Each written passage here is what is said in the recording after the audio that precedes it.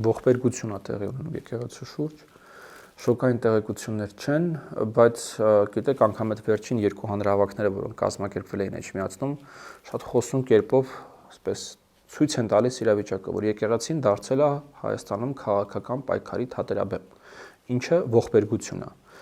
Կան պրոիշխանական եկեղեցականներ, կան ընդդիմադիր եկեղեցականներ, ընդդիմադիր եկեղեցականները հարվածում են իշխանությանը,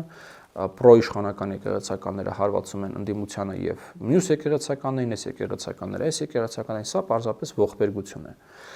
Այս իրավիճակը ես կարծում եմ, որ հնարավորինս շուտ պետք է իր հանգուցալուծման հասնի։ Ինչպես։ Ես բազմիցս եմ ասել, որ ես չեմ կարծում, որ Հայաստանում կա եկեղեցու խնդիր, Հայաստանում կա 7 հոգևորականների խնդիր, որոնցից 4-ը, ճիշտ եմ հիշում, այս բան արդենից ձերբակալված են, եւ մնացել են 3-ը։ Ես կարծում եմ, որ այդ 7 հոգին պետք է ուղղակի հեռանան եկեղեցուց եւ եկեղեցում ստեղծվի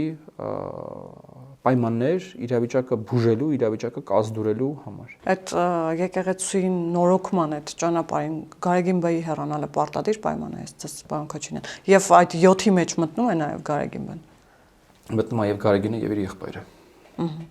Եվ նաև դուք էլ ասացիք, ըստ էության կարելի է արձանագրել, որ քաղաքական process-ները տեղափոխվել են Մայրաթորի բակ, վերջին նաև հավաքները հաշվի առնելով։ Այո։